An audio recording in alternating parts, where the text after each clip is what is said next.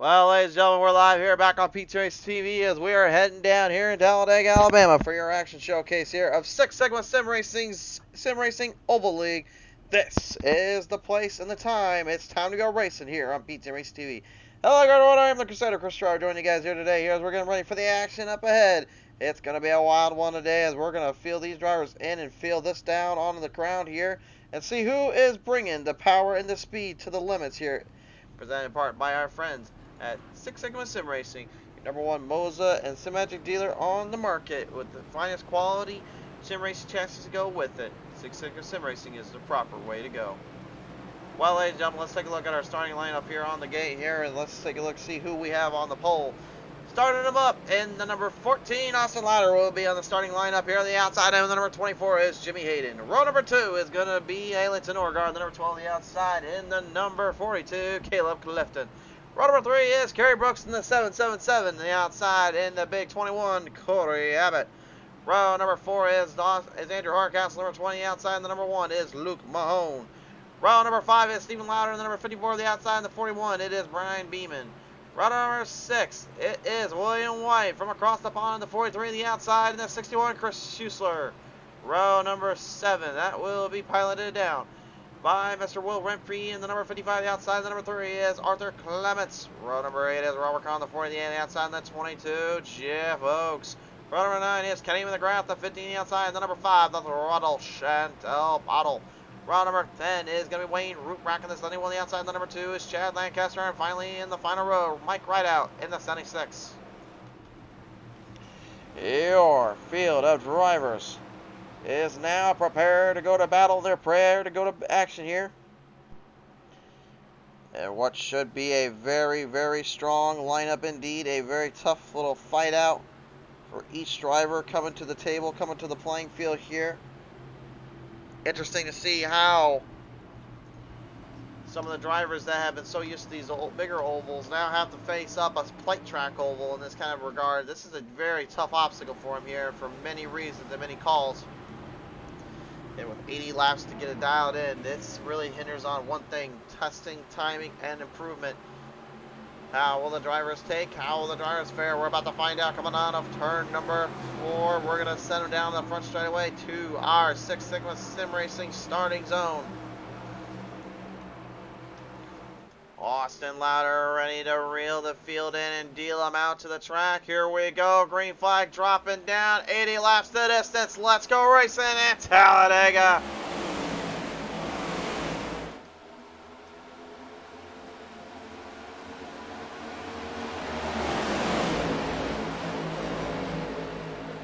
Some drivers already kind of backing off early here, maybe not getting the best kind of start here. Some trying to jump quickly through the field, through the motions here, trying to get up there with them. This is not going to be a good start here for some of the drivers going this far back immediately, because this grab package on these cars is not the easiest to kind of catch up with. Power and speed, very crucial and very critical here, especially in the early going. Top up on the outside, number 24, Jimmy Hayden. Man, right now he's already trying to put the Lava Man position and where he wants to go. He's been a tough competitor to try to knock down off the top spots and off the big positions here. Trying to swing it right around down through the front straightaway here. Austin Louder immediately going to have company. Here comes Ailington Norgard. Norgard jumping up there to Hayden, trying to get a bit of a push early on. He's looking for a little bit of help out of the gate.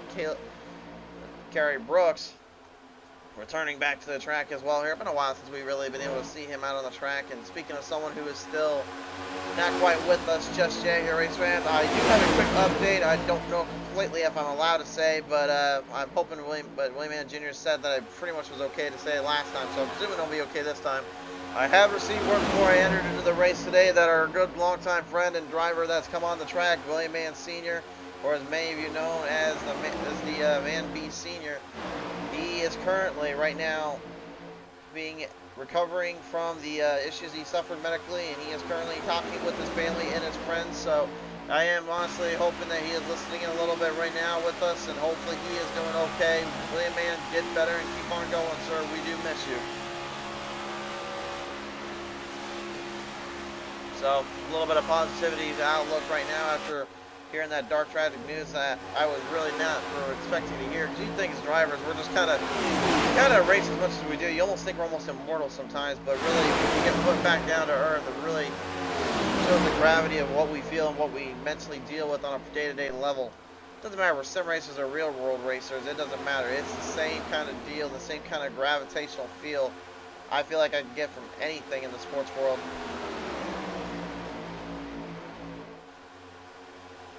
Keeping their momentum up right now, back in the pack here currently. Those are separated out by a good margin of error, are ones that now you're keeping your eye on here. As you see, even William White kind of trying to keep a little bit of a distance between him and the rest of the field, with Stephen Lauder and Austin Lauder kind of falling back. Kerry Brooks them also right there with him, and it looks like early on, a lot of drivers going the outside line rather than staying towards the bottom. I'm kind of intrigued by this. Usually, when we see drivers get off the start early, we see a lot of them stay towards the bottom lane, the bottom row. But it's almost as if everything is now kind of flip-flopped. Now it's actually they're taking the top side down. I did watch the Coca-Cola series a little bit. I did notice with those Coke drivers, they were driving the outside line quite a bit up there. So I think maybe there's a little bit more push, a little bit more gravitational pull that these guys are going to be really looking for and trying to hammer down on and exploit. It's hard to really say. It's a very tough decision here because, again, you got a lot of things that can go right. You got a lot of things that go wrong. And you can see those that are trying to stay toward the bottom, they're trying to run a completely different strategy than those that are running up top side here.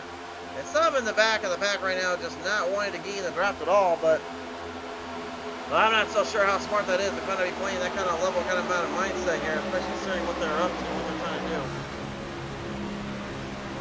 Having drove this next gen cup car too in these kind of races, I can tell you guys, man, it's not easy to figure out how to catch a draft back up. Not to mention just getting a push in these cars, you don't feel it until literally it almost feels like it comes out of nowhere. Just get a nice little whack in the back, and the next thing you know, your front end lifts up, your rear end kind of kicks out of it. Instead of like what you will see with the ARCA car or the Gen 4s, where the rear end, once you get a little tap, a little smack there, completely rear end that kind of changes up a bit. These cars are completely different on that staple, on that mindset.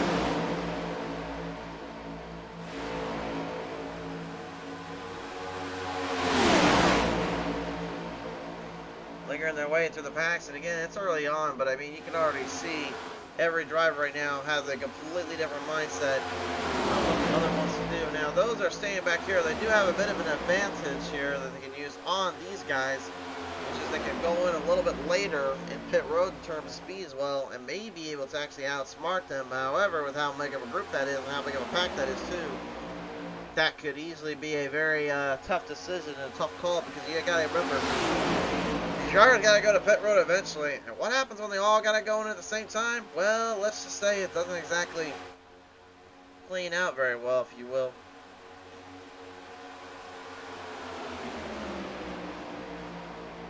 Having said that, though, I mean, right out of the gate, it's pretty impressive to see how far and how long your race leader, Felix Jorgaard, has gone in this race, considering what he hasn't done this entire season. Ailton this season's only got, I believe, only got one win to his name, or even if that. And ever since then, he has not been the level, the type of speed that we have noticed from him in terms of control of power in previous seasons. In the previous season, especially here, where he won the championship almost flat out outright by just simply mastering the loud pedal and mastering the gas pedal, and then outsmarting everybody else. I think he only lost a total of like 3 or 4 times that season. And only got bested maybe a couple times, in my opinion, where it was actually truly being bested out at.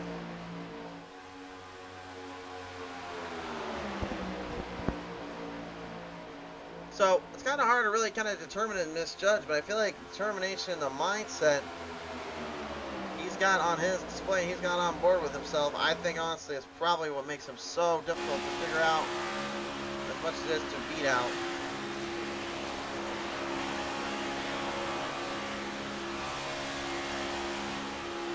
Kerry Brooks back as well here, one of our lone Canadian drivers. We got 3 of them today. Of course, Kerry Brooks being one of them. Chantal Apollo, always another one. And of course, Mike Rideout from the same kind of island that Apollo comes from, so the Newfoundland area. It's a pleasure to have every one of the international flavors on display here, from the northern brethren of Canada to on the island and just above the other areas. To see all of them coming out and still able to race down here with the best of them. And I tell you guys, there's one thing I will say right now too, don't ever underestimate a Newfoundland driver. I will say this, they are tougher than nails, and they are tougher than a $2 steak. They are absolutely crazy as much as anything too. I've watched them live in person, and they can sure race, but they could also sure be more aggressive than some of the NASCAR Cup Series drivers, whatever it be, so don't ever count them out. Antonio Treza says the dirty Daga. Well, Daga? They say Daga or Daga? Nevertheless, though, thank you so much for tuning on in, Antonio. I'm not really sure what the comment refers to, though, to be honest with you. 1/8 of the way there so far in this race here. William White trying to clamor with Andrew Hardcastle, number 20, Tracker Boats, Bass Pro Shops Clubs. The 71 as well there. Wayne Rutrack kind of laying low. He's got a lot of eyes on him as well after the races he's had kind of this season. Trying to kind of build a little bit more foundation, a little bit more speed and endurance here with the rest of the field. And Arthur Clements bringing out a car that looks all too familiar here, especially on this kind of track. Oh, it's speaking of getting outside the track here. William White getting clipped up there. I don't know if that was Chris Schuessler that got him here, but William White, the Englishman, clipped up badly and sent back onto the Shadow Realm. Now he's hoping to catch up there with Clements here after that little hit he just suffered. He lost a lot of draft there just from getting clapped there off of turn number 1 and 2. We're going to go to the replay and take a look at that and see what exactly transpired. Kind of hard to tell from our angle, but it looked like he might have got slapped there. Taking a look at it, presented by Six Sigma Sim Racing. Here's your PT Race TV instant replay. Oh yeah, right there, bam, boom. I'm not sure if that was just loss of concentration or lack of focus from Schuessler, or the spotter wasn't talking to him, but William White got really hammered there. That was a bad move on many fronts here.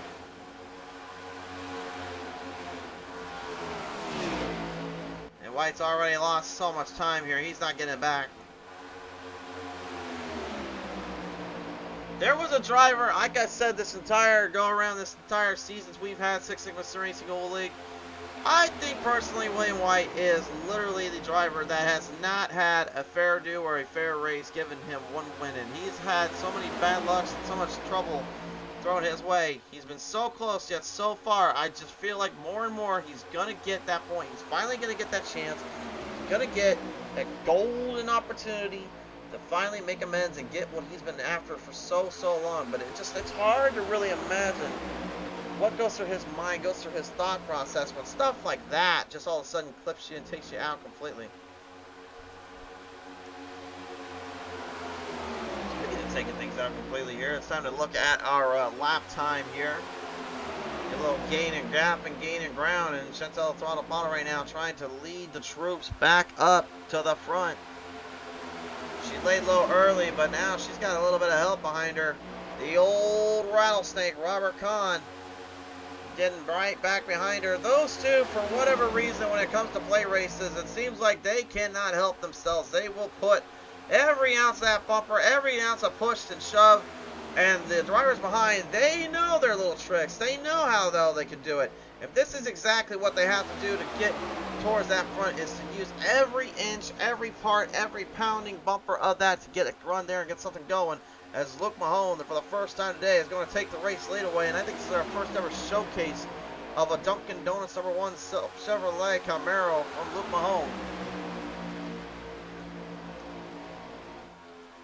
I always said about first-time users on the broadcast here, you got to be careful about them. Sometimes they can come in and dominate, and sometimes they can literally be a nuisance to anyone that's not used to them or trying to figure them out. So far, though, Luke's been pretty consistent, pretty stable here. Using every ounce of that car and using every ounce of that little speed and given ground he's getting here.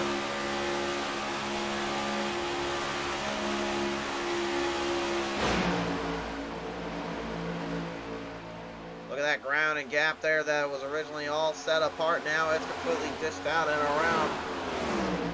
Those way behind the pack here are certainly struggling just to try to keep up, trying to stick with it. Kenny McGrath and Stephen currently holding ahead here. Stephen Lauer, Lancaster, and Chris Schuessler. And you see Arthur Clements and William White holding up the rear. William White right now just got to be thinking to himself, like, how the heck did I even get in this situation? Got completely toe tapped there on turn 2, and then all of a sudden just had thrown himself right out of the ballpark. Now just trying to hang on. These cars can take quite a bit of punishment here. It looks like they're going to take a little bit more of a run than we realize here. 3 wide entering up top. Look out for the rattlesnake and look out for the throttle bottle.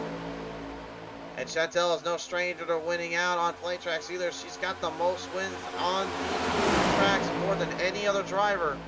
And Kerry Brooks, whoa, throwing one really late block right into the drive with the throttle bottle there, trying to get up the lead. He didn't want to be behind old Mahone no more. So he uses up the old 5 to try to get some run up there. He's got a lot of push to shove, but that may have been a bad time to get pushed up there. Chantel trying to push the 777 as much as possible here. And yeah, I did the numbers in 2. There is no other driver besides Chantel Bottle that's got the most flight track wins when you terms of the Irish Superspeedway, the Lamar Speedway, the Superspeedway anyway. The Talladegas and Daytonas, she's got them. She's got the most of all of them. So that just shows you the level of competition these drivers right now are having to face up against. But you got drivers that got numerous wins here on this broadcast channel, just on this circuit and this kind of track racing as it is.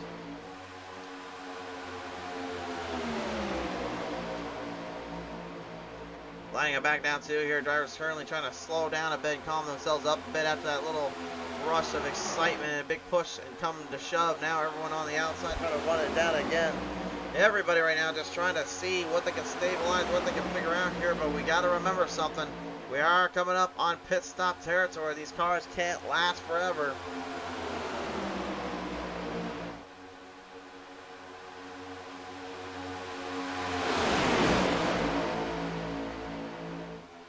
Nor will they last forever either. This is what is going to be brought down to the table. Hand in hand for this one.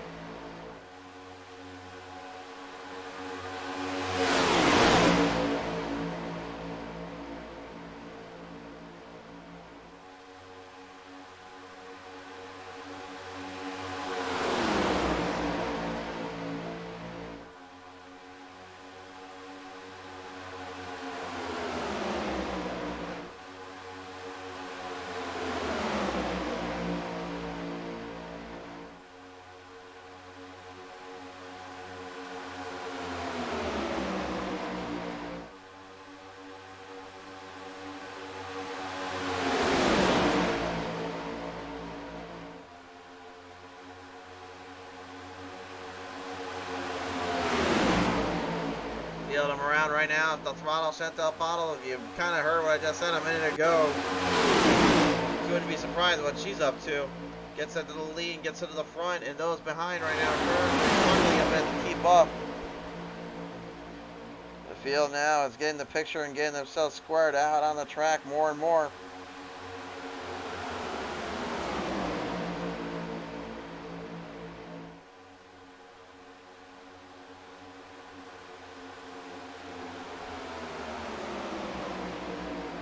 Brian Spence says, go Sammy, go. The 43 is going to win. Brian, Sammy Harrell's not in this race, bud. I do appreciate at least tuning in, but Sammy Harrell's not in this race, my friend.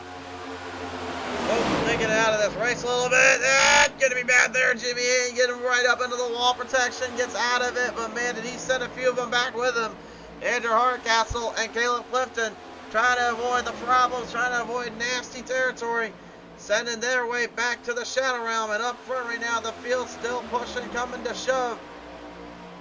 Bottle's getting absolutely tremendously beat out by Khan, pushing as hard as he is here on her. I don't know if Khan realizes these cars can only take so much before you really get a little too dynamically incapable with holding them down anymore.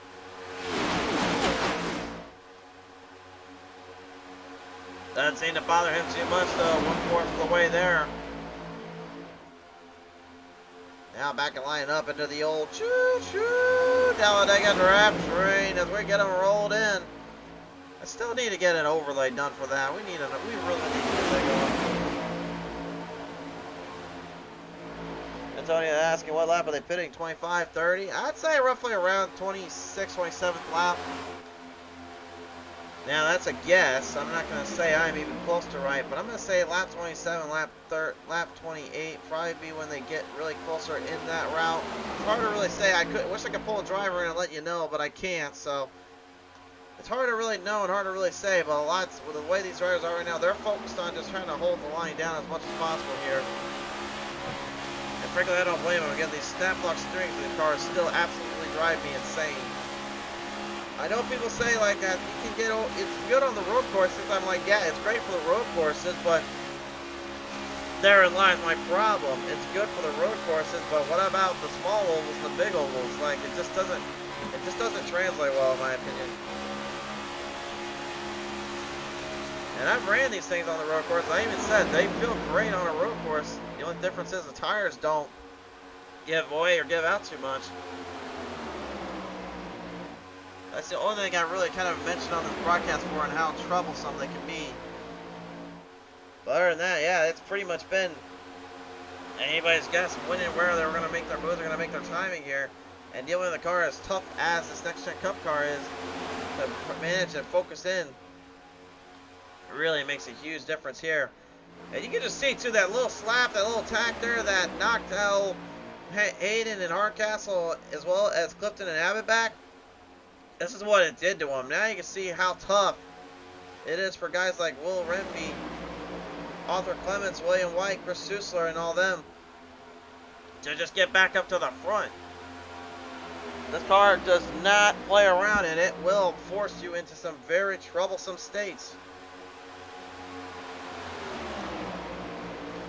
Ryan Beeman, the number 41, natural light Ford Mustang, trying to get up there towards the front here, but looking for a little bit of help. Kenny McGrath right there with him as well. Here as we go on board here with old McGrath.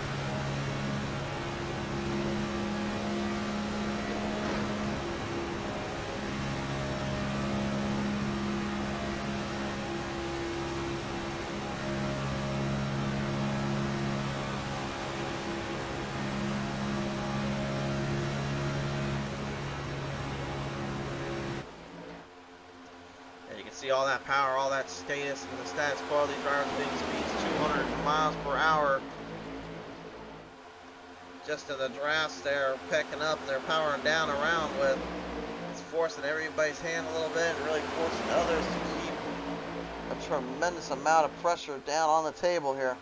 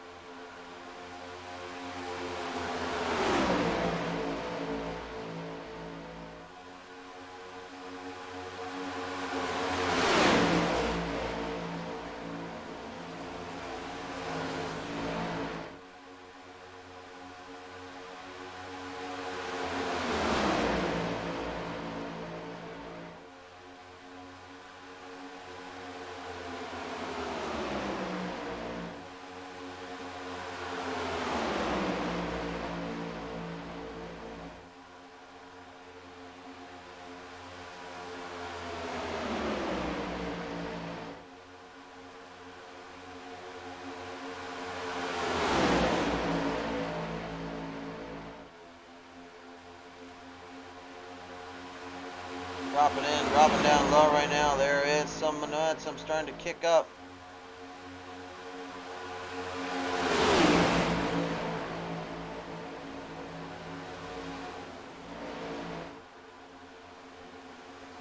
A little bit of momentum kicked up there, and you see the number one finally get a good drive off. Got that race lead locked out again here, and now the field's currently trying to hold on down.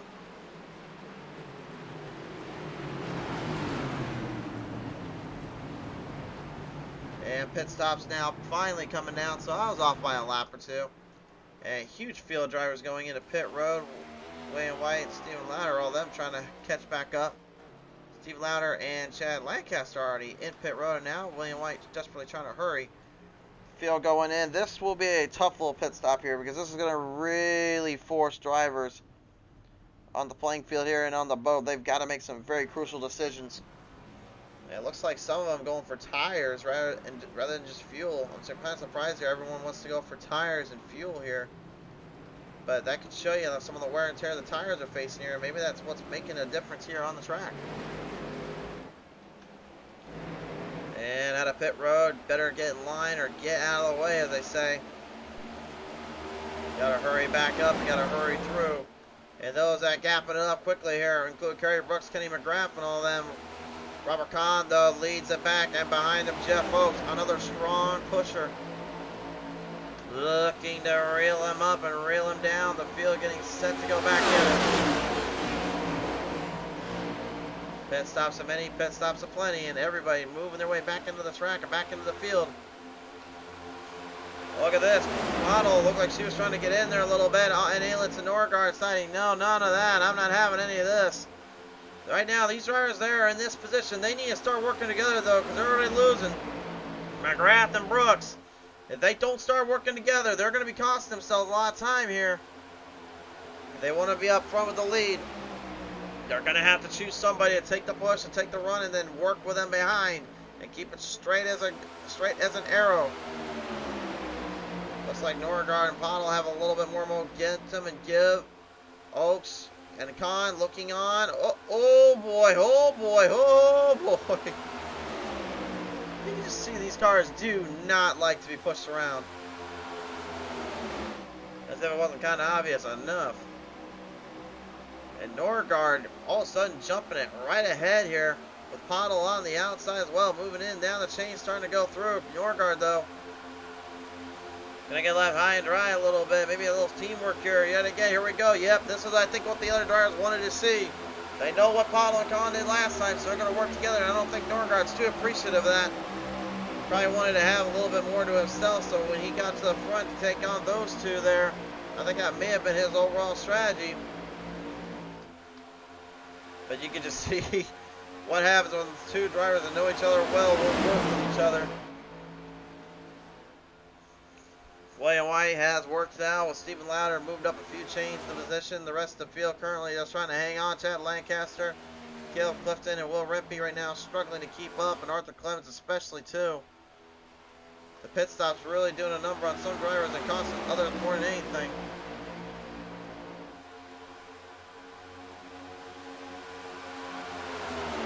Trezza says, let's go Rangers, and he says also 5 of the 40 are stuck to each other. Yeah, they're stuck to each other, but that's kind of what I think they're really hoping for. Looks like Austin Lauder, though, trying to work a little bit with Norgard, trying to get up there with it as well. They are gaining some ground here on the two ahead of them, but again, I just don't agree necessarily with trying to battle here at this point, because you got literally 2.5 seconds you got to get back, so, and you have only got so much lap time encountered here. I would think trying to push more later on rather than trying to do this would have been a better, smarter move and work together on the bottom.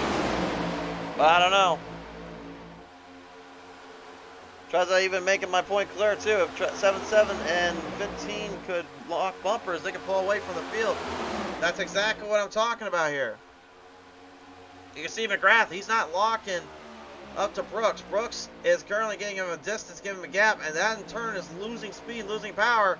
And this right here is what Norgard and them were all hoping for. And look at Jimmy Hayden, despite the fact he got left behind a little bit. He clutches and claws his way back in here. That takes a bit of power, and Corey Abbott joining there with him.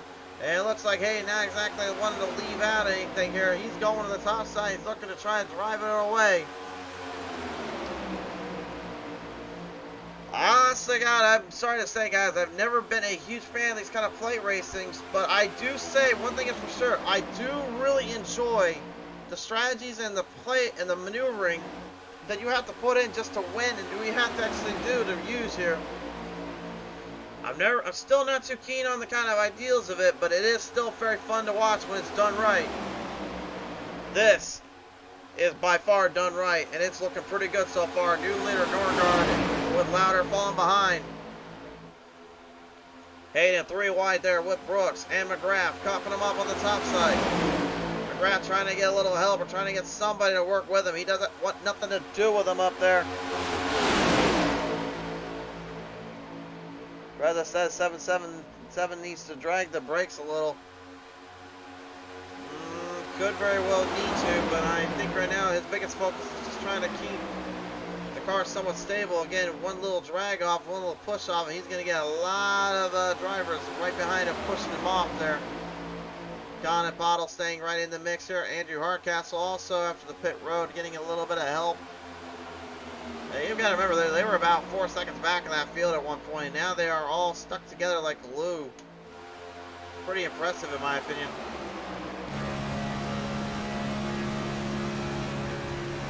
Onboard shot here with the old 21 of Corey Abbott right now here. Doesn't say it's too late. Yeah, it was too late there, unfortunately.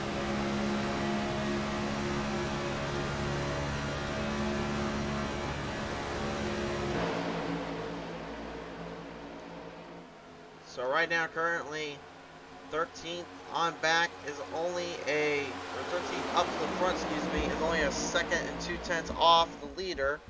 But everybody behind him is 23 plus back seconds. That is not going to bode well. They're going to need a little bit of help. Either they got two options. One, get another lap in and then try to get into pit road. It only takes so much tire and fuel. Or they're going to need to have a caution pop out. Either way, that's easier said than done. But there has been a few times here we thought maybe it might kind of clip out. So who knows, maybe they might get a little too aggressive for their own good here. I had to spoke too soon. There's the trouble. There's the caution. Oh, my goodness. You know, every time I use my words and my language here, it seems as though almost like I'm just asking to give them the broadcaster curse. Or I'm literally calling for something to happen. McGrath down there ends up clipping down to one of the other drivers he was working with there for quite some time. Coming right off of turn number 2 to the straightaway. Look at this here. McGrath. I'm honestly not too sure what he was thinking here. He just overdrove it. He powered it off, and he completely takes the one right out. He had time to back off. And unfortunately, that one of Mahone, just nothing he can do. Now, thankfully, I've said for the guys that were way back in the back, they're going to love this, but I tell you who definitely is going to hate this a little bit is that one. You can see right here, this is the move I'm talking about. This doesn't make any sense to me. You had so much speed in the back half there, you line it up, and then all of a sudden you're completely throwing each other to the wire. I know these drafts on these cars is not good, but you had time to kind of break it off just a little bit, maybe drag the brake like Trezza even said, let it off a little bit, and then set it back in the corner. It just does not make any sense to me. Why try to go for that move at that point? To me, that was a risky move and not a very smart move, in my opinion. But then again, it's the reason why I'm in the books here. And Trezza reminded me you jinxed it. Yeah, I know, I did. I told you, I have voodoo. Apparently, I have a bunch of voodoo dolls that I just keep laying around in my little studio here. It doesn't matter what track I go to, somehow the voodoo dolls keep coming with me.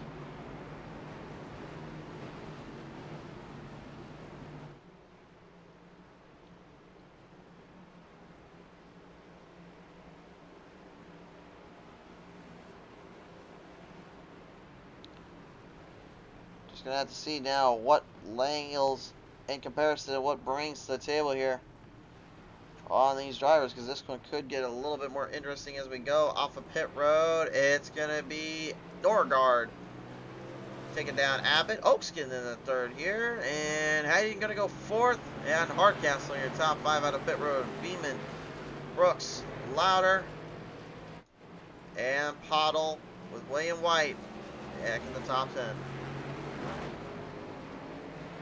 We'll cut to a little quick commercial break here, race fans, and we'll be right back with some more action here at the track.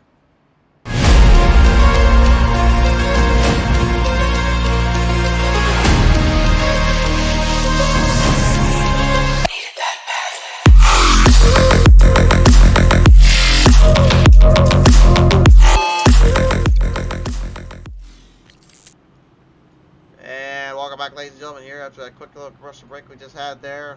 Drivers currently going for their first caution of the day, and kind of surprising how long and how far we were able to get it going here. But unfortunately, as I've been kind of reminded already, I gave the old broadcaster curse, or the jinxed this, some would say.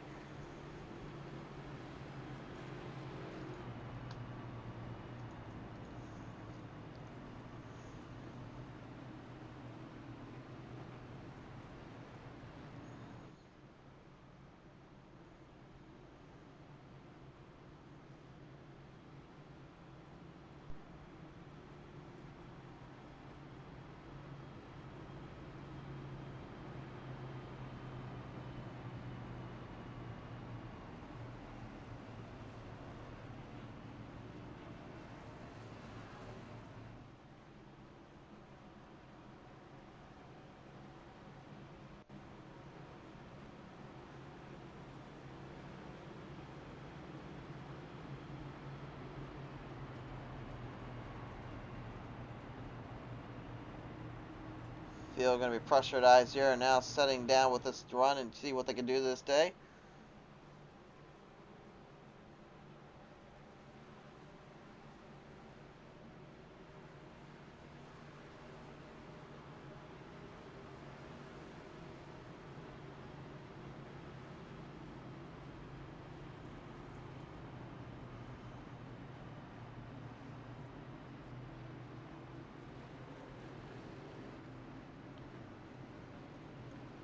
Going to lean them down off the playing field here. The field now set back to go here for the green flag.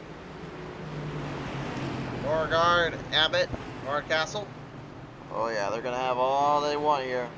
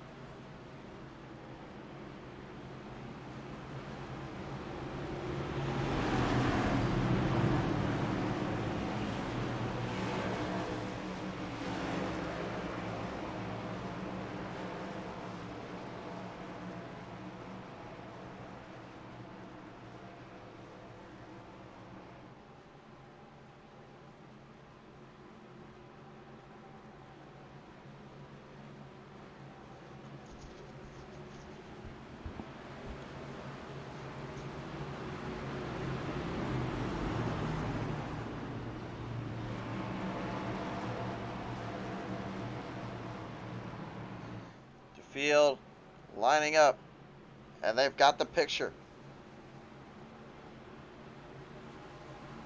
They know what's on stake, and they know what's on the line here. They're going to try to feel this one down a ways and down off the track.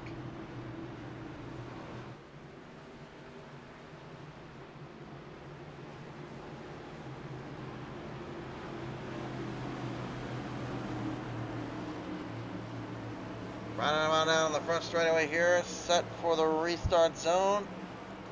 Let's see what happens when you put them all back in place and back in the position here. Down to the front straightaway, the Six Sigma Sim Racing restart zone. Let's get them back underway.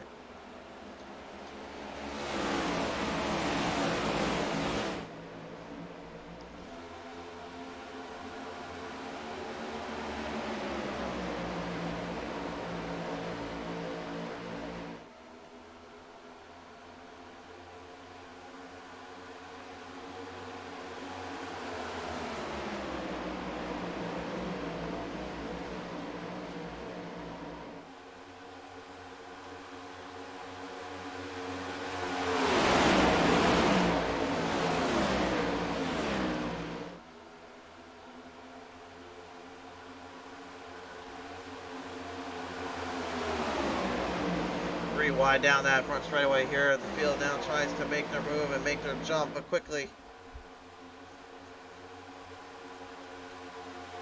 Those locked up in the front here know what they need to do and take control of this race. Those that are not currently just trying to hang in there, trying to push their luck and their limits just a little bit more. Every which way you look at it, though, there are a lot of gimmies here, and there's a lot of speed trying to mix it in. I'm trying not to say too much about who's where and who's what, because again, I don't want to really be jinxing anything else at this point. But I can say for sure we are halfway done with this one. Mahone, almost like seeing kind of red in his eyesight here. He knew what was behind him. He got out of the way there just in time before he got a little bit of a kip up. A bit of a back stack there. My question right now is Colin and Pottle, are they going to try to work together again, or are they going to try to push their car as far as they can personally before these other drivers try to get some bright ideas? I mean, you can do it. You can actually get two cars away from a whole gap. And even as Treza said, you can literally just start to pace out the field, start to pace everything else out. But the toughest part is, again, we're going to have to look at it from this angle, which is when drivers want to start getting a little bit more of a push, get more of a run, then this will obviously be an obligation. This is what they want to do here. Beeman leaning the natural light 41 right in there with the 15 and McGrath. Right behind him off that corner basis. Doesn't go to the top though. Trying to take the lead. We're 4 wide. Down off the front half there on the front straightaway through the tri-oval. Still 3 wide. Halfway done with this race. The fans on their feet. They love what they see. Some hard maneuvers. Some very extreme racing tendencies by all involved.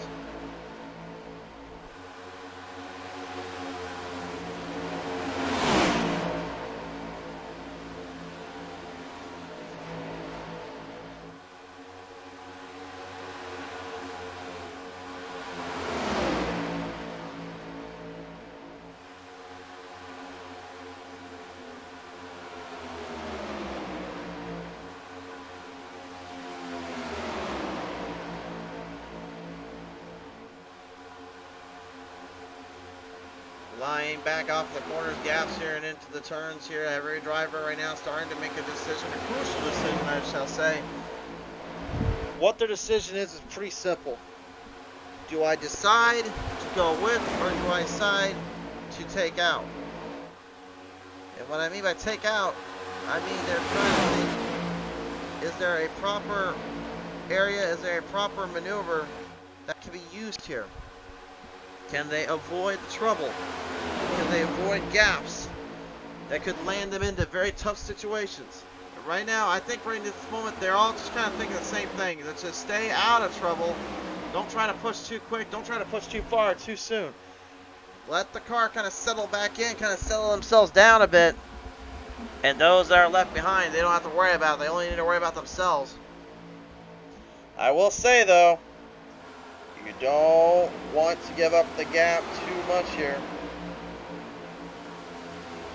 That's what I'm already starting to see. I'm starting to see guys right now like Luke Mahone, Stephen Lauder there, Ailton Norgard and all of them. I'm starting to see them kind of fall back further and further in a very tough little condition here.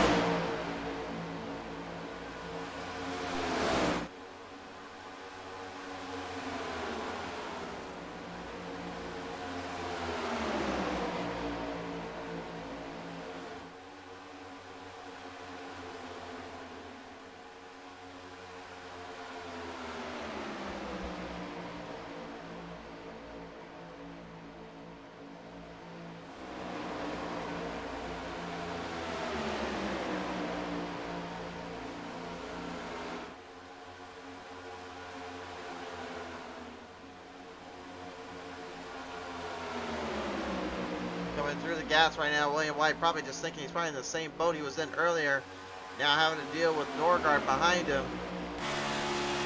But he knows he still has plenty of time here to use up and try to get situated here. I think the biggest thing he needs to do right now is just stay in contention, stay under control, don't try to let things get out of your hands or let things get out of your way. Let the car come to you. Don't try to force the car to come to you. Let the car come to you, in my opinion. That's the biggest thing right now I feel like he's going to have to watch out for. He's going to have to kind of keep a close eye on. As for Pottle, Kahn, Beeman, Louder, and Ruprecht right now, the top 5, well, really at this point, they're kind of just lined up with that 5 here. And this is the most laps Chantel has led all season and last season as well. So that already tells me one thing is for certain, is that she already is getting a very conducive set here in the biggest position spot here.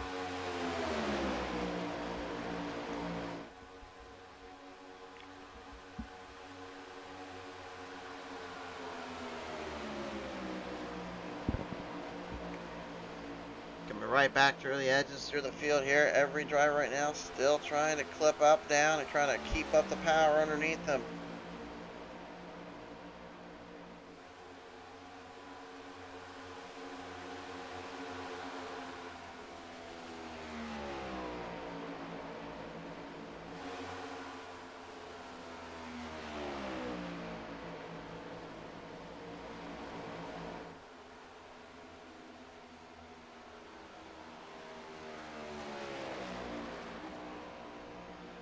And right now it looks like Hayden may be kind of left behind a little bit too, so he's probably trying to get a little bit of that gap back. Looks like some move coming up for the front. Wayne Ruprecht looking to drive the wheels off this bad boy, trying to see if he can maybe archive this one up a bit.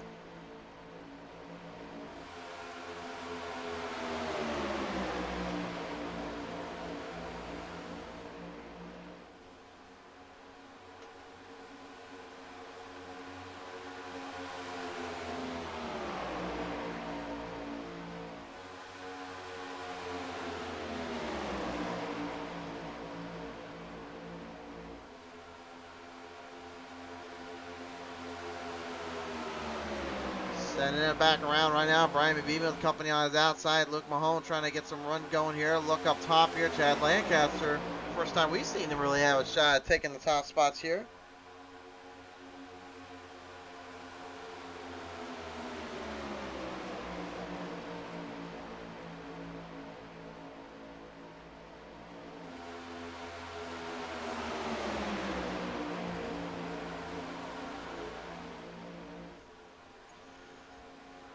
And back down across the bottom lane here. Every driver right now currently facing a tremendous implication of tough calls and tough decisions. This is what I'm talking about again here, is now you see the gap, you see that draft here. They're trying so desperately to get back up there. William White has got a huge lineup lined up with him and trying to help him out here.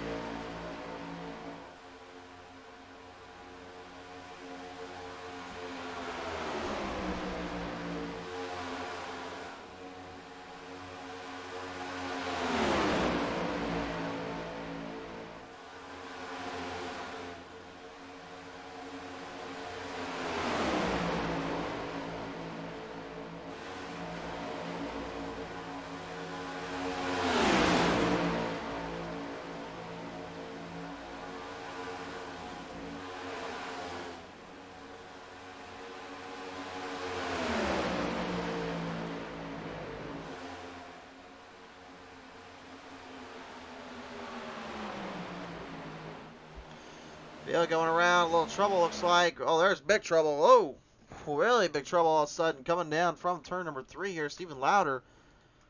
Problems down there, unfortunately, looks like for the number 54. With just about 30 laps remaining here, we're going to go take a look at the PT race. Steven Ritzway. We did not quite catch that on our front here, on our end here. Looks like there was a little bit of back and forth effort here. Oh, there was a lot more than just back and forth effort there. Louder got completely trapped in a heated little mess there. Kind of hard to tell from that angle. We'll give you guys a better angle here to look at. You can see he was trying to get back on the track there. See, view here looks like side by side here, and then Hayden just kind of came right up into him there. Louder sent into the grassy plains. Every other driver trying to avoid him, and to all avail, they were able to stay away from him. But then as he tried to steer it back up onto the track, that may not have been the best idea.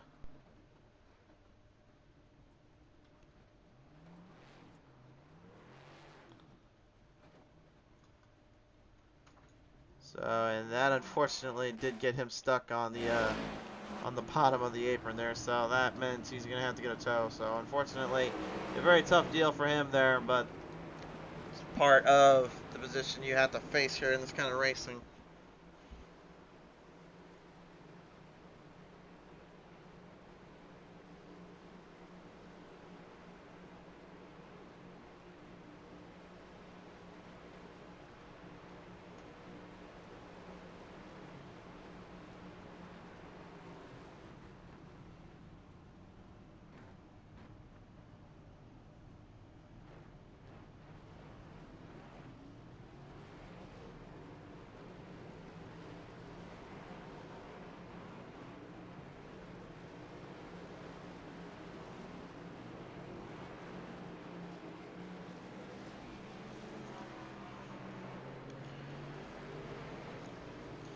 So from pit road, Luke Mahone going to beat out the rest of the field here. Brian Beeman going to take a second. Lawson Ladder third. And fourth to be William White. And Wayne Rubrack going to move it into the top 5 yet again.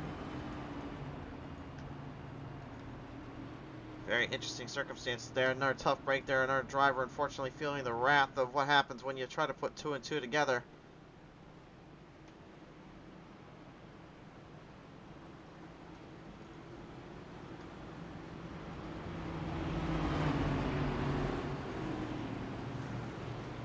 Time to listen in as well to our drivers here. Can't believe we almost forgot all about that there, but things been so close here and so crazy. We just kind of haven't had really much time to talk with these drivers. So it's time to talk with them now, ladies and gentlemen. Here on our call list here, we start up with Kerry Brooks here in the number 777. Kerry, good to see you back out here, sir.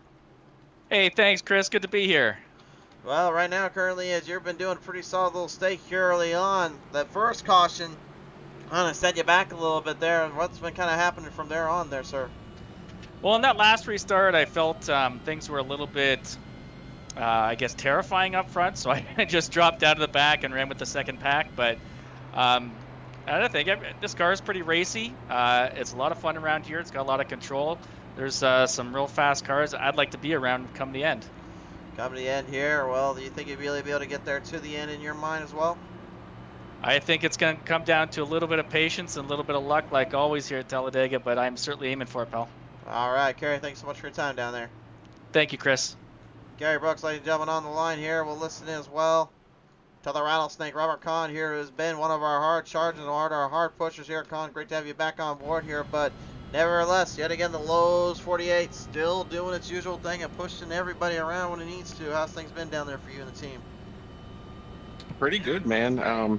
Me and the 5 car always work really well together at plate tracks. So we've been driving with each other so long that we get hooked up and we go. So I'd watch out for us on this one.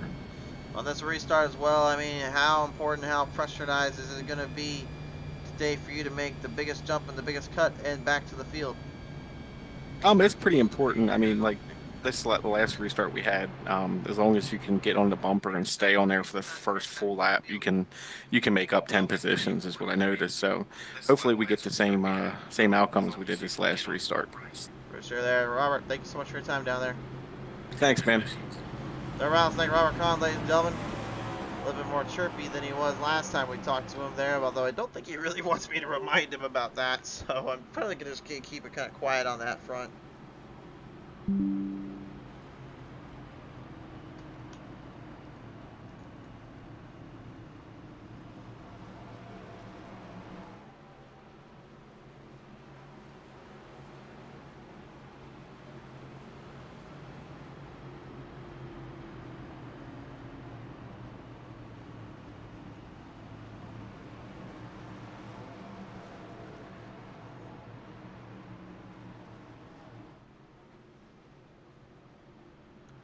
All right, ladies and gentlemen, we're going to reel them back down and set them back out on the track here. The field currently, after 2 cautions so far today, looking to try and persevere through the rest of this race. They're down to just a mere 30 laps left on the clock.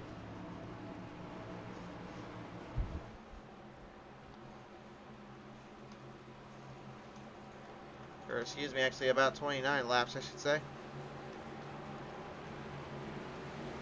At the restart, though, it will be 28 left to go. Dunkin' Donuts, number 1. Luke Mahone, been through it all. Brian Beeman kind of laying in there a little bit, but he's been keeping his patience. Can he hang on just a little bit longer? We're about to find out here. Off to our 6 Sigma Sim Racing restart zone. Sending them back down the way. Green flag back on out.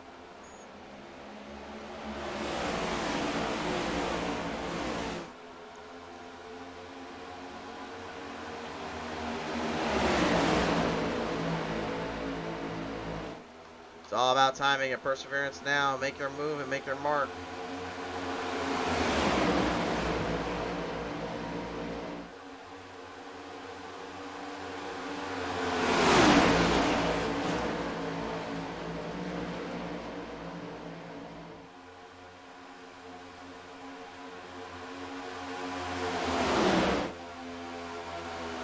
Stinging their way up into that front pack here. Some drivers going up top side again to get as much momentum as they can. Brian Beeman leads the way for them to do it.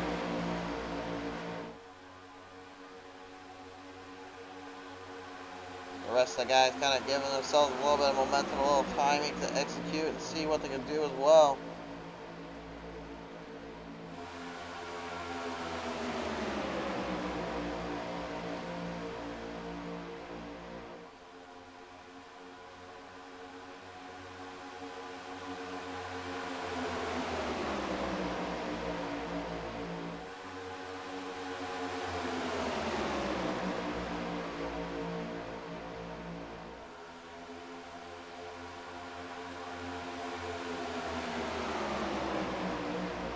Put it back around off the back straightaways here, down to the front half here. You can see every driver right now currently trying to find their opening, trying to find their line in sight. It's amazing how many times they've had a chance to get back up to the front or back up into this position. Now they have to just completely reverse or change everything around again just to try to hang on.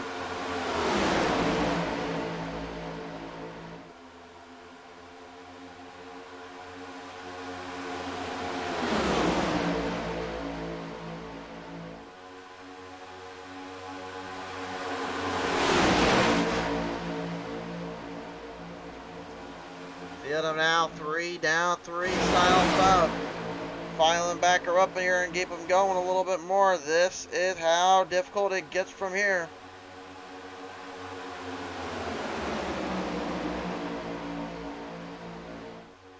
This is what you really don't want to fall into right here, is this troublesome slate, this troublesome position where everything completely starts to fire out and say what it can do in here.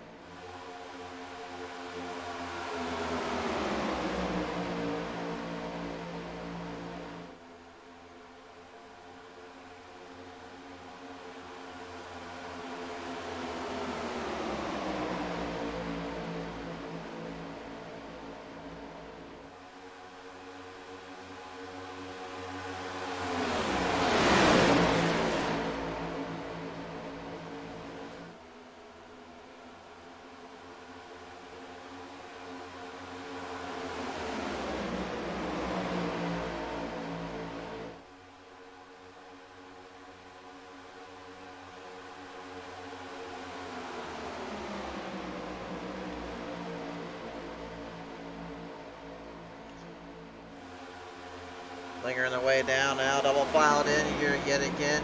Louder, Clifton. Trying to stabilize up a little bit. Clifton getting a pretty good run here, pretty good little push. 24 laps still to go.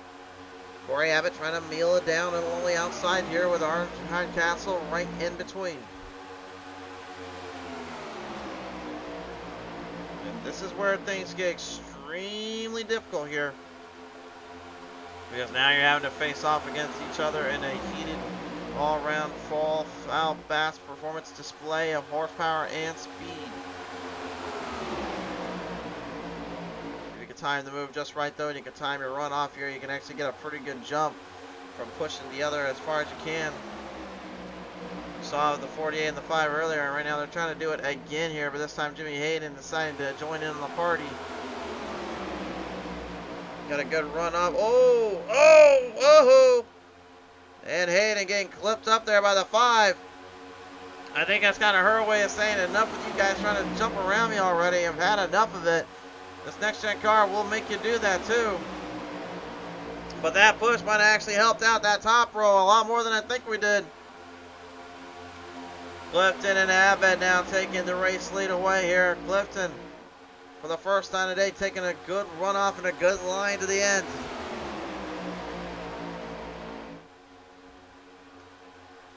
Rallying on them back off the front straightaway here, opening the doors. Hold on, Hardcastle, hold on. Oh my, hang in there. Oh my. Robert Kahn right now has got to be counting his blessings for the Racing Lord and thanking the Talladega guys for giving him a break on that one. That could have been ugly. We saw what happened to Hayden earlier on when he got in there with a little bit. With Steven Lauder and the 54 Lauder out of this race at this point. Nothing really left he can do about it. And you can see that big push, that big jump, the bottom lane structuring just perfectly what they want to do. Oh! And Hayden getting clipped up there on the back straightaway. Trouble! Trouble down there. Lancaster getting clipped up in the number 2. And all of a sudden everything gets thrown whacked straight ahead again. Oh my.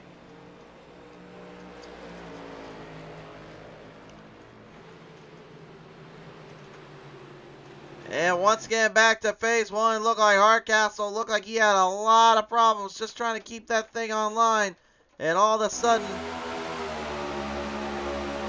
the rules were completely flipped on its head.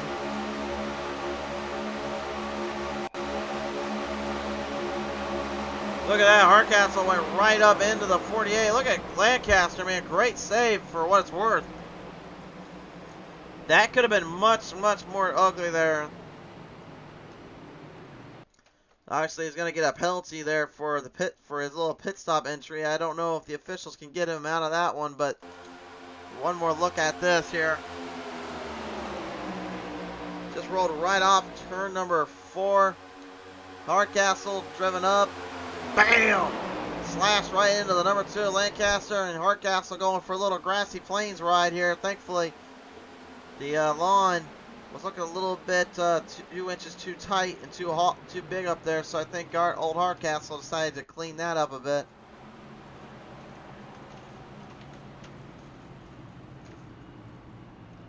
Man, Lancaster, though, nothing he can do about that, though. That was a nasty little tumble he took there. Unfortunately, thanks to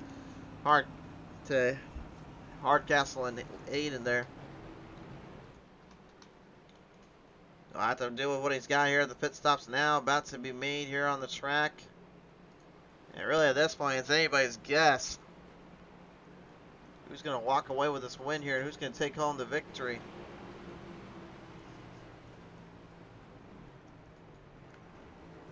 See Abbott in there right now. Looks like he's just taking fuel. Yep. Gary Brooks looking to get in there and get out. A little trouble there in pit road. Clifton gonna go out second. Oaks, Pottle, Lauder, Mahone, Norgard, White, Hardcastle, and Rideout with your top 10.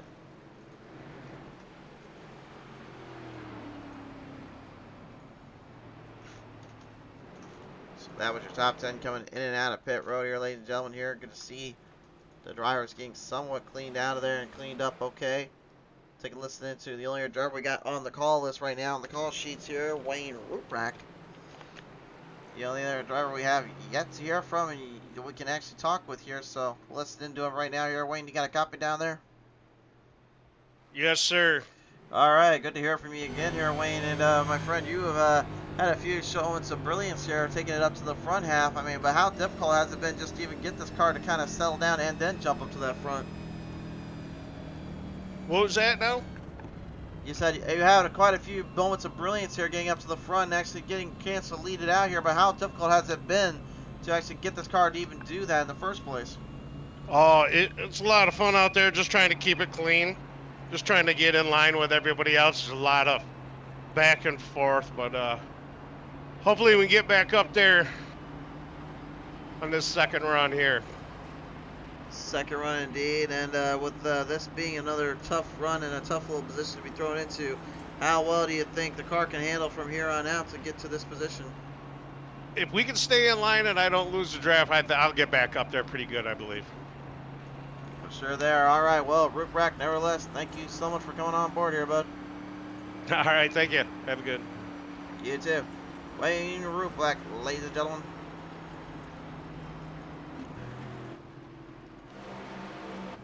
Currently field going to get squared back out on the track here and try to stabilize everything down again.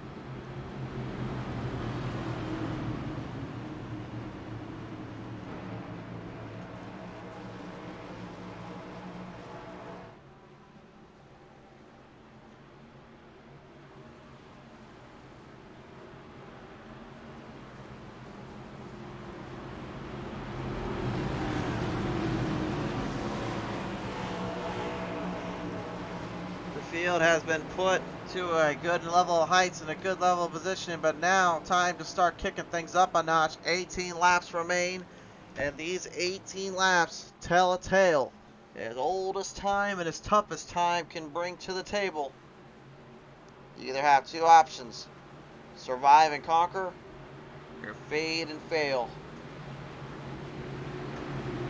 As we always say, the choice is yours.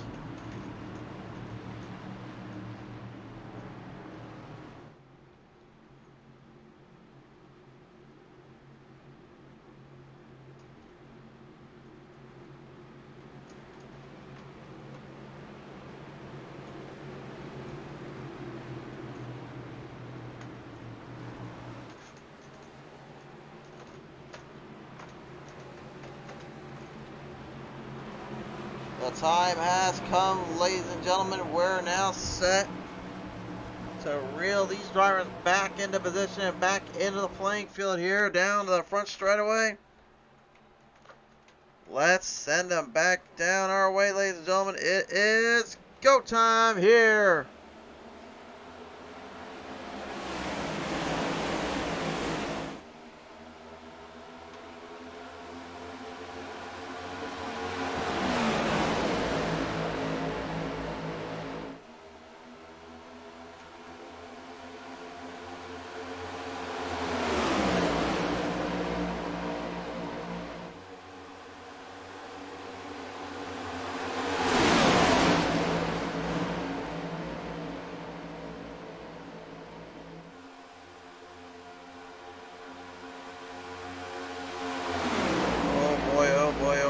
Where do you take it from here, and where do you try to make anything work from this point on?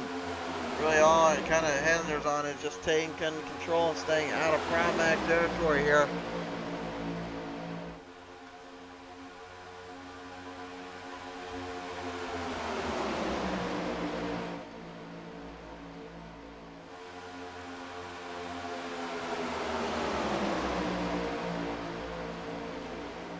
Laps remaining here, leading him down off turn number 1 into turn number 2 here. Jeff Oakes currently leading it out. And there's one guy too right now that if any other driver deserves a win, I think it's this guy. Literally, remember Martinsville. Remember the final 2 laps, leading it to the end. That spin off the corner. You got to believe the back of your head, the back of your mind, that's far away from what you're thinking. But the feeling of redemption is pushed right to the forefront. The feeling of despair and regret in the back, the front, literally the thought of redemption. Oakes wants it, and he's looking to try to get it here. But he's going to have a lot of competition to hold on. But this is the first time all day we've seen him actually have something to his table. Something to his table here. In the field right now, they're not going to hold back. 4 wide off. Oh no, not again, not again. This is what we were worried about. 3 wide to 4 wide and a caution, a bruise because of this.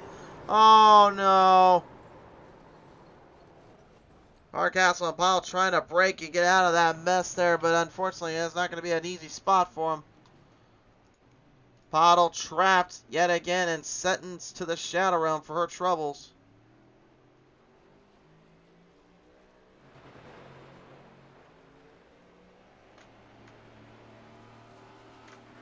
Doesn't seem to be any smoke on the 5 here, but we'll have to see what happens here. If she goes into pit road and gets any fix-up, she does have 1 engineer pair at her disposal. It's going to be a tough call for her, I think. Here, look out, you can see the 4 wide smooth. Kind of strapped up in there, and the next thing you know, everyone's 5-packed in there, and they're smashing each other around a bit. Just a nasty, nasty, nasty tumble. Gonna take one more look at it here from the chopper cam. Right there, you can see what happened there too. It looked like once McGrath actually pushed Hardcastle, I think that's what sent Norgard into a bit of a little shoot there. You see the distance to travel there for the 5 in that little clip from Hardcastle. Man, she was going a pretty good amount of distance on that track there, just for what it was worth. There's just nothing really you can do about it either. I mean, what else could you really even participate or even think of? Like, that's one of the toughest deals you face as a driver and you face as a competitor when stuff like this just happens here. Right here, this is what caused it. Yeah, there's the 4 wide. It was really McGrath slapping the 20, and then it sent everybody to the Shadow Realm in a bad spot.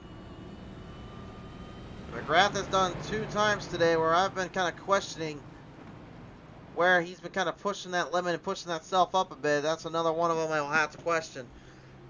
I think he was expecting Hardcastle to stay behind Norgard, but even from that situation, that kind of position, I just don't think that was necessarily the smartest move to think that one push can lead to another. I think honestly the best part would have been try to lay off and then ransack it back when you get a little bit more speed.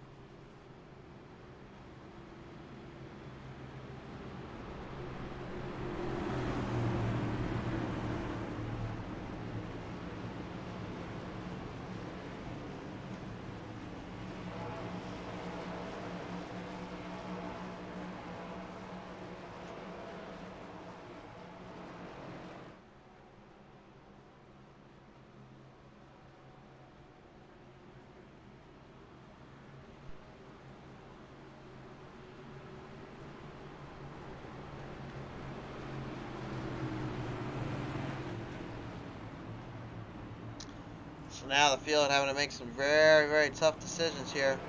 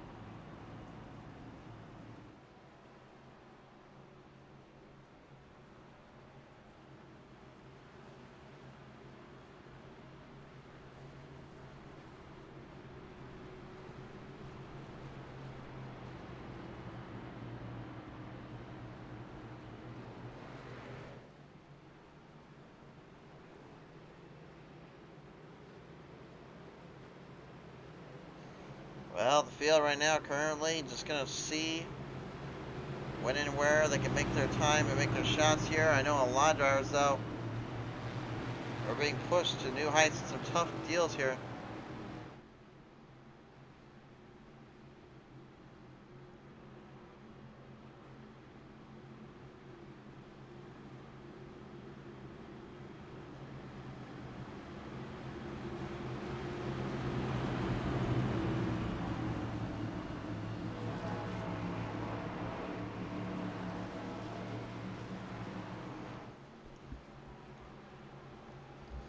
Gonna bring it back on the back straightaway here. 12 laps left to go here, ladies and gentlemen. What will these drivers now perform and do just to stay in it?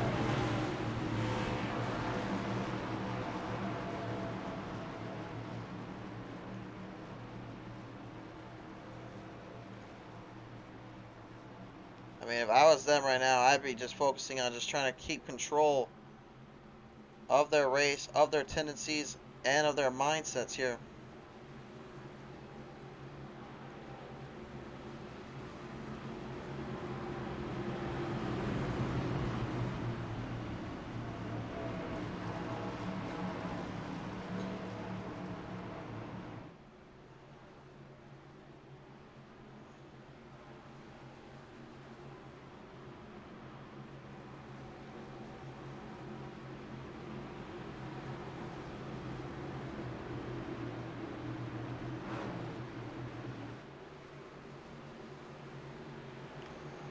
Running them back down across the playing field into the gap, and now looking to set the bar real high.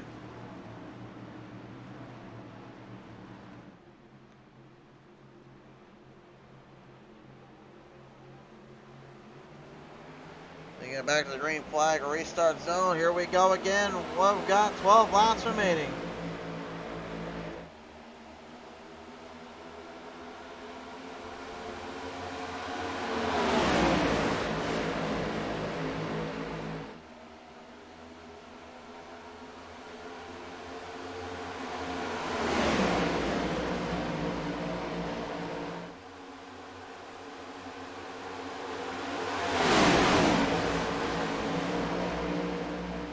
Pack stacked, racked on the attack here. The field right now lingering the way in.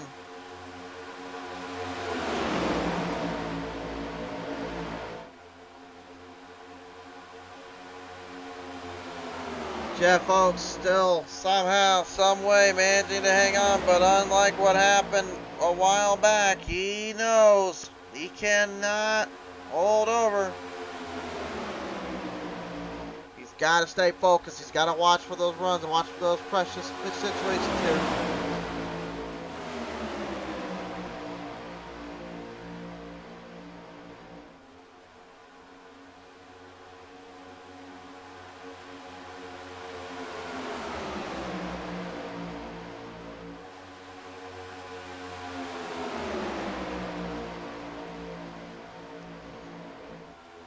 Holding the pace, holding the zone, every driver for themselves. No one wants to give out, no one wants to give in. So many storylines could evade and advantage here. So many drivers still looking for their first win of the season or their careers here in this league. With only 10 laps left to go, this is now where you shoot for the stars and shoot for the moon. Louder, Oaks, Brooks, Lancaster, Mahone, Clifton, Ruprecht, Whites. They are all in the top 10. They have never been to victory lane in this 6 second of sim racing Oval League, or for many of them, never been there at anywhere at all. Only a select few have, and Oaks is one of them. Lancaster only has one to his name, but he wants to finally get one back after nearly 3 years out of the spotlight. Gonna have a lot of workarounds though to deal with, because Hayden just jumped it right back ahead of him, but he leaves him wide and lay dry. And now Clifton trying to push him back into it a little bit. Dragging the brakes, getting a big push off. Brooks, look at this. He's gonna go up there with him. He wants a little push too. Push comes to shove, push it to the front. Will that work though? Hayden better be careful though. He's getting a little bit antsy down there. Lancaster, look at this. He's trying to jump up there. Abbott trying to jump there with him. He's going to try to go both with him. Oh boy. And William White just using that to his advantage, letting them both mess themselves up. The 21-3simware.com 43 making some moves here. White desperately wants this one. He's so hungry for it. 2 seasons with us, never been to victory lane. Jeff Oaks, though, after the heartbreak he suffered, he wants to finally take it down. Austin Louder, after literally dominating qualifying, has hanged in there from point A to point B. He wants to cap off a perfect race with a perfect win. To do so, you must first take on the guns and you must first take on the chutes. And now it's time for little chutes and ladders up to the top and the back. Falling back and away. Brooks getting trapped there from Beeman. The rest of the field behind, trying to hurry up. Pottle trying to get the troops rallied to get the leaders. She's literally a good 2.8 seconds back of those guys. She's going to have to hurry. Khan's going to have to start driving that thing into the ground to get him up there. The field behind has got to work together to somehow find to make this work. There's 7 laps remaining. It's anybody's guess here. But as a single file car draft them up a bit, this is what's going to hurt them. This is what slows everything down. And Oaks is pounding on it. He's planning for it. 7 laps to go.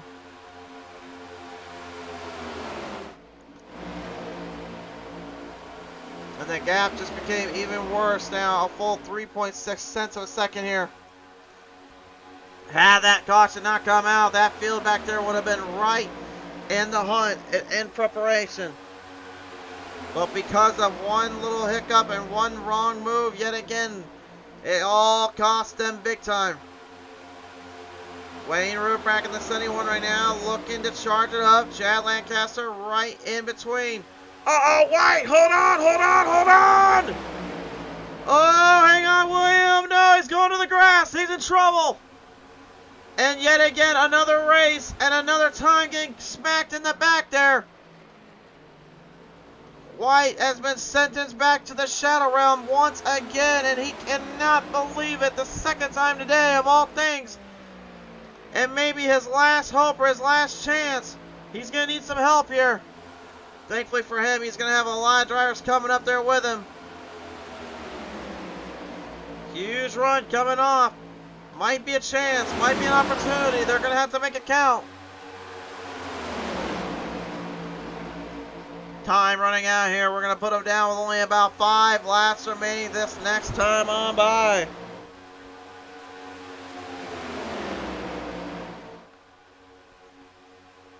Oaks right now just not even looking in his rearview mirror. He just told his spotter, don't tell me nothing about the top side. Just let me focus. He wants no distractions. He does not want to think about anything but what's in front of him. He's won on flight tracks before. Matter of fact, he won at Talladega in a season opener race on Sunday nights. He's looking to try and use that luck, use that advantage to his gain in his ground. 3 wide on the back half.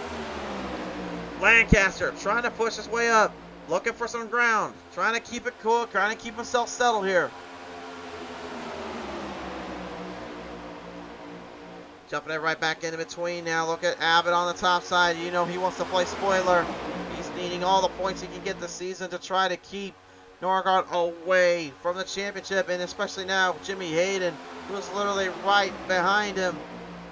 Oaks, nowhere to go. And he knows what's coming up ahead. But Louder sees it too. And Louder having nothing to do with it. He doesn't want anything to do with him on the top. He's trying to push it quickly to get Oaks some run, to get him some room. But the car just continues to suck in the air and continues to force him in a bad strategy or a bad limelight. Abbott is going to get the lead. Will he drop low on the 22 or will he stay where he's at? If I was him, I'd stay where he's at right now. Focus on what's in front of you, not what's behind you.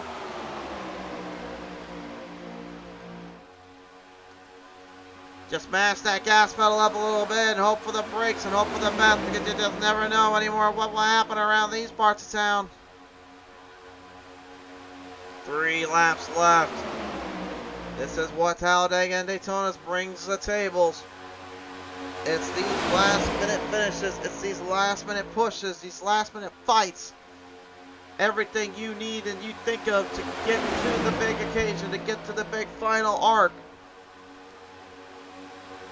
The story tells itself.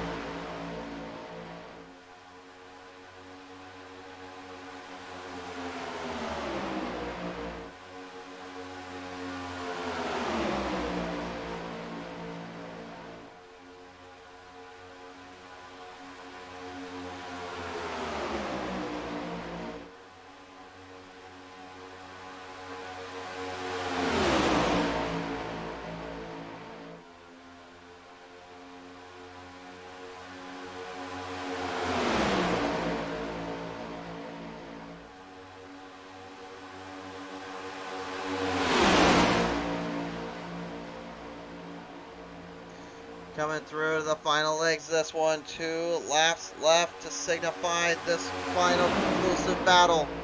Oaks holding and hoping and praying the outside can give out a little bit, but I think Abbott's just dragging the brake a little bit to set that final run up. He knows where he's at. He knows what he's been up to. Ladies and gentlemen, here we go. White flag in the air. Your sick presented by 6 Segment Sim Racing.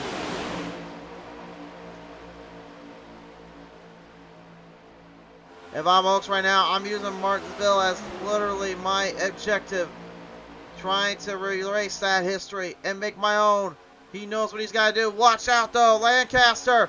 He got the outside. He got a run, but he sends him back. Now Louder is going to need all he can get. Louder needs to find some last-minute run, some last-minute push. He's going to have to clip it off turn 4 and hope Mahone follows him. Will he go for it? Or will he give Oaks a chance? Oaks defending. He's going to the top. Down to the middle. Down to below. He got turned by Louder. Turned by Louder another time around. Mahone will get on the outside to victory.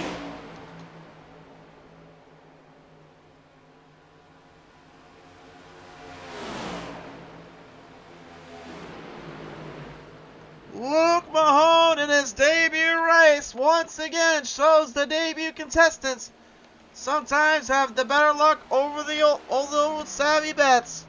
And Jeff Oaks, another race in this season, coming down to a spin with either 2 or 1 lap to go.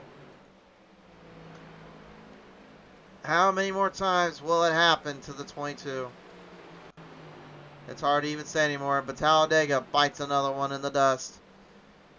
Luke Mahone, though, finds the Dunkin' Donuts #1 into victory lane after a big capitalization off Austin Louder's mistake. He takes control, and he wins this one out. Mahone going to bring it off to the front straightaway, and it's time for a celebration. He didn't have to do anything except just wait around for that moment. He got twisted, he got turned himself, but he was the one that'll turn this bad boy around in victory lane.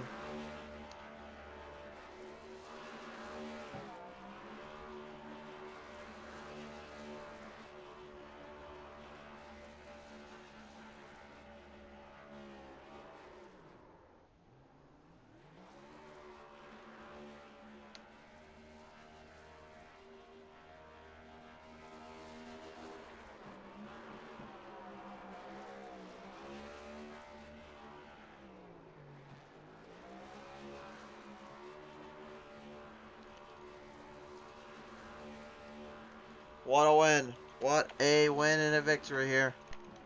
As your final results pop up on your screen, Luke Mahone going to win this one out. Jimmy Hayden going to go second. Gary Brooks third. Austin Louder fourth. Chad Lancaster, top 5 for him. Alan Norgard 6th, 7th, and Wayne Ruprecht 8th to Brian Beeman, 9th to Corey Abbott, and Caleb Clifton taking top 10 home. Rest of your finishers on your screen. What a race. What a race. A lot of excitement and some craziness mixed in, and as the usual MO, some drama kind of parking its way into the heads, into the track today. Alright, ladies and gentlemen, it is time now to listen in to your finishers today, as we start them up with the driver that's going to take home the third place position. Kerry Brooks now joining me here on the call. And Kerry, man, talk about having to go for broke sometimes and then find yourself trapped in a bit of a spot there. But nice job hanging in there for a third place today, sir. Thank you, Chris. Man, that was really a lot of fun. Love seeing us be able to battle to the end without having to go one or two green-white checkers. Congratulations to Luke. Luke was on my my team today, so well done, my friend. Yeah, I came home with that position there, and you coming home with the podium as well with your teammate. So, I mean, I got to ask you, though, too, Brooks. I mean, how just treacherous was it feeling when you saw everything just kind of happen in front of you, Oaks getting spin, you're seeing Louder slowing up, and now you see a chance to take over for that final spot there? It was a little bit sketchy, and William. I don't know what happened to William the lap prior. He did an amazing job saving it, but I know I left a Leighton hanging out to dry. I think with 2 to go. But when the hole appeared in the middle, there was a bit of a checkup. Jimmy dropped down, and I literally just pushed Jimmy all the way around 3 and 4 into the start finish the best I could, and pushed us both into a podium. Pushed you both into a podium. So I got to ask you, sir, who do you want to thank here today for this one? Well, Chris, I want to thank you for your awesome broadcast, PTM Racing TV, Six Sigma, of course, for helping us put this all together, and Race Control, Ben and Will, doing their job. For sure there. Kerry, congratulations bringing this one on home for a third place finish, sir. Thanks, my man. Kerry Brooks, ladies and gentlemen, going to bring it home for a third place today. Your second place finisher, though, it usually is in the top section somewhere around here, usually in the top spot. But today, Hayden will take it on home for a runner-up. And Hayden, man, having a little bit of the usual fighting moves here you have to make from normal tracks to have to figure out a plate style. You seem to adapt well here. What kind of gave you the intervention to get that figured out here? Superspeedway racing has always been a strength for me. Thankfully got the dub at our Six Sigma Daytona 500. Learned a lot about how these cars drive on these tracks. And usually my strategy is to try to stay out front the whole time to try to stay out of trouble. But it was working there in the beginning. But once we got shuffled up after the pit stops and whatnot, we had trouble getting back to the front. I got to give a big shout out to Corey, Caleb, Leighton, Andrew, all those guys for working together. We had a really good run today. Really good run indeed, and taking a good control of this race here for you and the crew. I know there was a lot of crazy moments in between. I mean, was there really a moment in here that kind of set you off from the pack here, or kind of gets you a little bit more kind of eye-opening for this kind of race?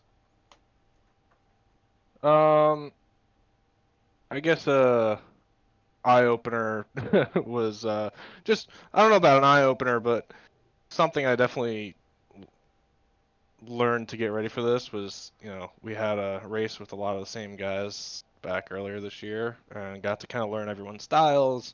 Got a lot of friends out there trying to work together, a lot of guys trying to work against us. But, yeah, no, man, I was just trying to stay out of trouble. Stay out of trouble indeed. You done it here today with this position, so who do you want to thank here today for a second place?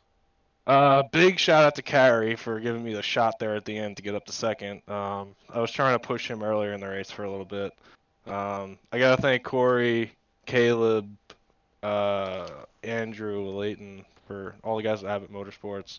And thank you guys for putting on a great show. Thank Ben for putting up with us tonight, and everybody at Six Sigma. And check out Jimmy Hayden photo for some motorsport images. You guys are loud and clear there, guys. Check them out. Still, they're always there for you taking. Hayden, congratulations for this one, buddy. Second place day for Jimmy Hayden here. And, well, we're supposed to be talking with Luke Mahone here, but I think he's out there still celebrating. So, I think it's probably best we just leave him alone here. So, he's got the win today. Luke Mahone, if you're ever hearing this back here, sir, congratulations on that. Although, I think he may actually be with us here. I think he just doesn't quite have his name where we're supposed to. Luke, is this you, bud? You got a copy down there, Luke? Is this you? Yeah. Okay. Okay, just confirm we didn't have a name, and yeah, we just only had like your initials there, so our apologies there. Yeah, it's all good. All right, so Luke, man, talk about bringing everything to line into the higher, man. You had to avoid the trouble there between Louder and Oaks and you kind of steal one off them. How does this one feel today, buddy? Yeah, it feels great, man. The first league win ever. It's such a good mood. So first win ever here, first chance at really taking control of your race and your momentum and your success here. I mean, how important was this one just to be able to cap off and finally get put onto your end? It feels it's pretty important. I've always wanted to win, and when I first joined this league, I was like, dang, I'm actually pretty competitive here, and I knew I could get a win. And today's the day I got it done. For sure there. Well, nevertheless here, you're going to take home the victory in this one. So, and who you want to thank you for all this today, buddy? I want to thank Kerry Brooks and Wayne. I don't know how to say his last name, but they were helping me a lot throughout the whole race. And I also want to thank my team, Zenith Racing, Ellis, Ollie, and Malachi. They've helped me a lot on iRacing. They're the reasons why I'm on it. And so yeah, all those guys. All those guys and everything that came with it here today, sir. You are going to bring it on home for a solid victory. Congratulations here today, Luke. Thank you, man. Luke Mahone, ladies and gentlemen. He will bring it home to victory lane today and take home all that he needed and then some. What a performance by him and his team here, and certainly we'll love to hear from him next week here on the show. Race fans, been a wild one today here in Talladega, but that's just kind of how the show goes sometimes here. Thank you all so much for tuning in. Thanks to Six Sigma Sim Racing for their support, and everybody for tuning on in, as always, to the show. We certainly hope you've enjoyed the action here, and we will catch you guys next time when the green flag flies on PTM Racing TV.